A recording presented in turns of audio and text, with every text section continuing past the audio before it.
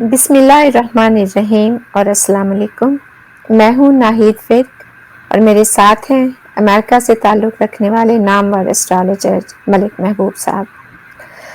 आज हम मलिक महबूब से कुछ सियासी मंज़रनामे पर सवालात करेंगे और कुछ एस्ट्रोलॉजी के मुताल्लिक़ जनरल नॉलेज के हवाले से कुछ सवालात रखेंगे। इससे पहले कि हम अपने प्रोग्राम को शुरू करें, मैं आप सबसे गुज़ारिश करूँगी कि आप इस व्लॉग को आखिर तक ज़रूर देखिए और इसके कमेंट सेक्शन में अपनी राय का इज़हार ज़रूर करें।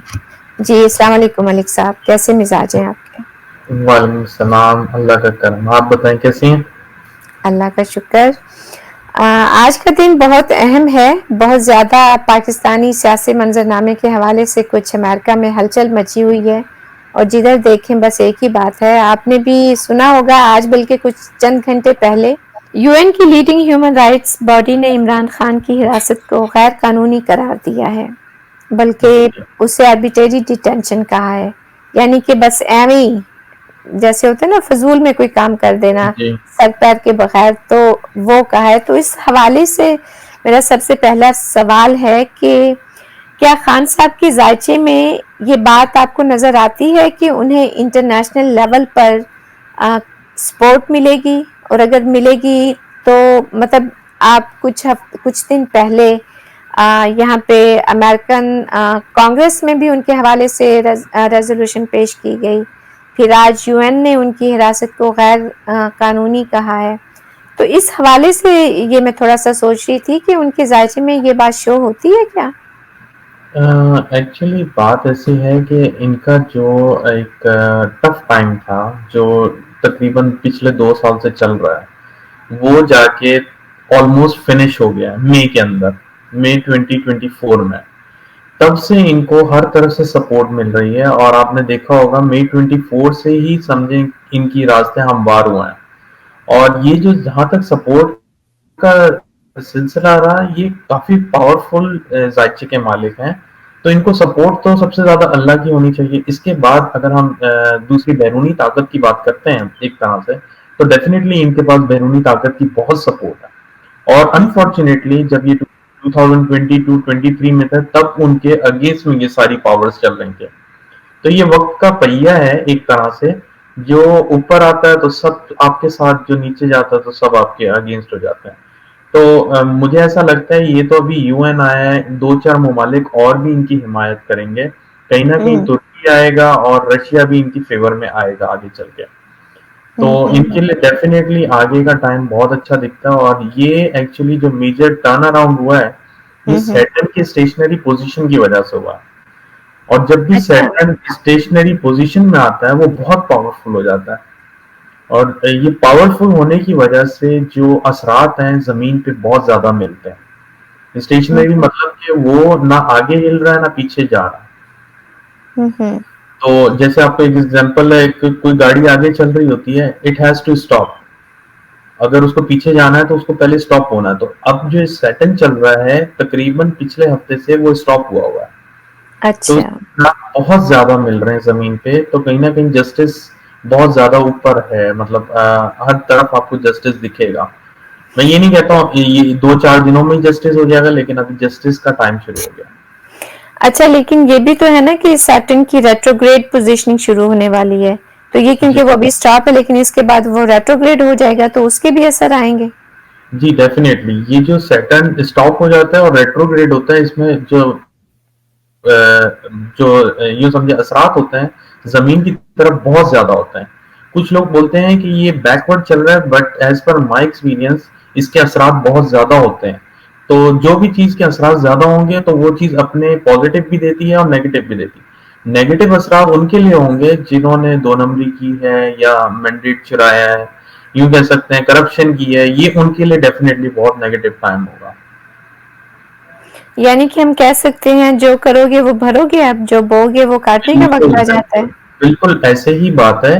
जो करोगे वो भरोगे। और आपको मैं एक और बात बता दूं, ये कोई अनोखी चीज नहीं हुई है। सैटर्न रेट्रोग्रेड हर साल होता है, तकरीबन 4-5 महीने पूरे साल में सैटर्न रेट्रोग्रेड रहता है।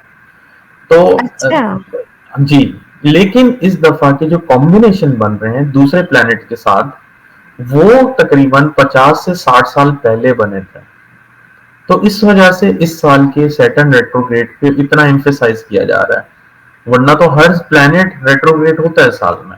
तो सैटर्न अगले साल भी रेट्रोग्रेड होगा, डायरेक्ट होगा। तो ये चीजें इसलिए कॉम्बिनेशन बहुत ज्यादा जो बोलते हैं ना स्ट्राइकिंग कॉम्बिनेशन जिसको कहा जाता है, तो ये स्ट्राइकिंग हम्म। कॉम्बिनेशन है। तो इसी से रिलेटेड अगला सवाल अभी जहन में आया कि यूएन के इस फैसले के बाद पाकिस्तान की जो करंट गवर्नमेंट है उनका क्या रिएक्शन हो सकता है इस हवाले से? डेफिनेटली यूएन आप एक तरह से कह सकते हैं कि बहुत स्ट्रांग एंटिटी है। आप इसको वीक एंटिटी नहीं कर सकते, और ये यूएन के अगेंस्ट जा भी नहीं सकेंगे। पाकिस्तान के ऐसे हालात नहीं है कि वो यूएन के अगेंस्ट जाए। और जो हमारी गवर्नमेंट पे है, इस पे तो डेफिनेटली टफ टाइम चल रहा है। और ये टफ टाइम अभी यूं समझे सैटर्न रेट्रोग्रेड की वजह से और ज्यादा टफ हो जाएगा इनके लिए। और तो इस वजह से कहीं ना कहीं जो हमारी आवाम है, पब्लिक है, ये भी आपको सड़कों पे आती हुई दिखेगी। अच्छा, मैंने ये जो यूएन की रिपोर्ट है और उसमें उन्होंने कहा है कि वो पाकिस्तानी गवर्नमेंट के साथ मिलना चाहते हैं, वहां पे आके उनसे बातचीत करना चाहते हैं, लेकिन पाकिस्तानी गवर्नमेंट ने उन्हें किसी किस्म का कोई रिस्पांस नहीं दिया। ये कोई पॉजिटिव पॉइंट तो नहीं है, ये उनकी फेवर में तो पॉइंट नहीं जाता, लेकिन उन्हें रिस्पांस तो देना चाहिए था। ये रिस्पांस तब देते जब इनके पास कोई मुद्दा होता ना, मुद्दा ही नहीं है, वो क्या रिस्पांस देंगे। तो अल्टीमेटली चोर की दाढ़ी में तिनके वाली बात है। तो उनको पता है कि अगर हम रिस्पांस देंगे तो यूएन भी मुदाखलत पे आ जाएगा। अल्टीमेटली यूएन तो डेफिनेटली ये मूवमेंट एक चलाएगा। ऐसा नहीं है कि यूएन जो है अब अगर जवाब नहीं दिया तो दे क्विट। तो उनको भी ये चीज लगेगी समथिंग फिशी हो रहा है यहाँ पे। तो मुझे ऐसा लगता है कि आगे चल के गवर्नमेंट पे बहुत प्रेशर है। तो अब आपको ये दिखेगा कि गवर्नमेंट एक बहुत जैसे बोलते हैं ना डीप ट्रबल में आने वाली है, हॉट वाटर अच्छा वाली सिचुएशन होगी इधर। कि ट्रम्प ऑब्वियसली वो रन कर रहे हैं और उनके ऊपर जो केसेस हैं हम सब वाकिफ हैं। एक उनका एक बहुत मेजर केस है जो कि 11 जुलाई को जिसकी हेयरिंग है, उसके हवाले से उनके सितारे क्या कहते हैं, वो क्लियर हो जाएंगे? मुझे नहीं लगता ये कुछ एक डीप ट्रबल वाला सिचुएशन बनेगी और कियोस बनेगा जो मुझे लगता है। बट समहाउ मतलब ये महीना उनके लिए डिफिकल्ट है। Somehow he will come out of it. एक महीने के अंदर वो इन चीजों से निकल आएंगे। लेकिन मुझे फिर ये जो 11 जुलाई का केस है ये जरा डिफिकल्ट सिचुएशन में लग रहा है। तो इस हवाले से क्या जैसा कि प्लैनेट्स का बहुत बड़ा अमल दखल होता है हमारी जिंदगी में, मस्बत किरदार भी अदा करते हैं और मनफी भी। तो क्या ये कहना एक मतलब किसी हद तक दुरुस्त होगा कि उनके प्लैनेट्स उनके हक में नहीं है? बिल्कुल, आप बिल्कुल सही बोल रही हैं। आपकी बात बिल्कुल 100% करेक्ट है कि वही प्लेनेट आपको अच्छे रिजल्ट देते हैं और वही प्लेनेट आपको बुरे तो नहीं कह सकते हैं, मतलब वो आपको जस्टिफाई करते हैं या आपके किसी फेवर में कटहरे नहीं की होते हैं। हाँ जी, फेवर में नहीं होते आपके। तो ये सबके टाइम पीरियड चल रहे होते हैं। अब जो टाइम पीरियड जैसा चल रहा होगा डेफिनेटली वैसे आपको रिजल्ट मिलेंगे। तो इसी तरह से हम लोग जज करते हैं कि एक प्लेनेट ऐसा होता है जो हमेशा आपको फेवर देता है, लेकिन कुछ प्लेनेट ऐसे होते हैं जो आपको वक्तन फवक्तन उनके हालात और वाकयात के हिसाब से देता है। तो जो हालात अभी चल रहे हैं उनके हालात और वाकयात के ऊपर रिजल्ट आ रहे हैं। ये चल रहा है ऐसा हालात। अच्छा, जैसे कहा जाता है कुछ दिन साध होते हैं और कुछ दिन साध नहीं होते हैं। तो जब ये केसेस चलते हैं उस दिन के साध होने में अमल दखल होता है क्या उस दिन के फैसले में? जी बहुत ज्यादा होता है, बहुत ज्यादा होता है।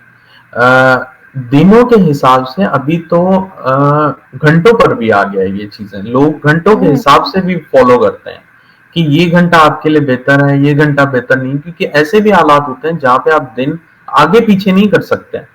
फिर आपको उस वक्त के ऊपर जाना पड़ता है कि इस वक्त में अगर आप कर जाएंगे तो उम्मीद है आप पार उतर जाएंगे। तो ऐसे हालात भी होते हैं।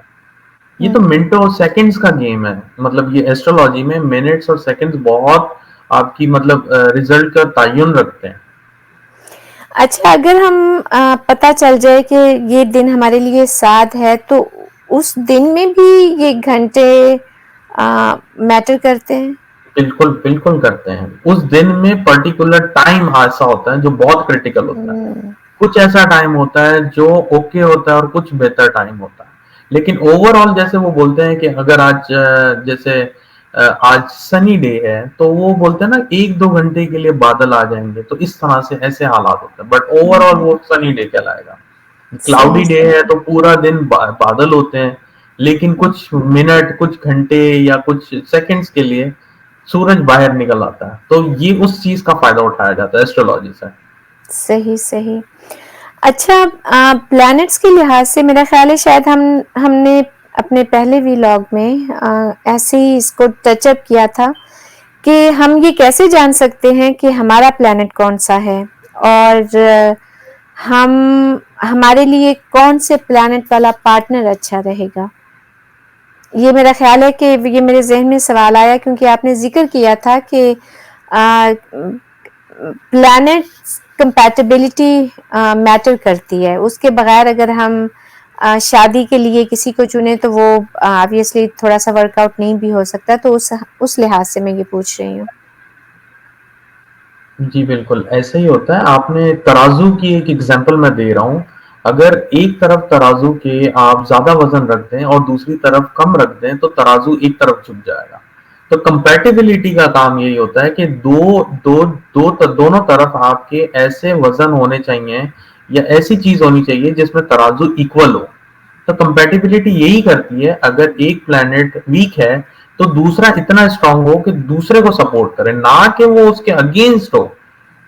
मतलब वो इतना अगेंस्ट हो कि जितना स्ट्रांग मतलब जो वीक है उसके ऊपर बहुत हावी हो जाए। इसलिए ये कंपैटिबिलिटी का मतलब हम निकालते हैं कि कंपैटिबिलिटी से आपकी लाइफ आगे कैसी गुजरेगी।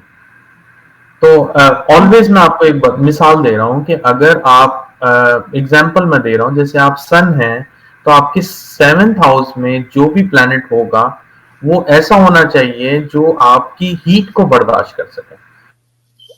अगर हम्म। सन के सामने सन होगा तो एक एक वो मैदान में दो तलवारें, आपको पता है फिर क्या हालात होंगे। तो तलवारें ही चलेंगी हर वक्त। सही सही।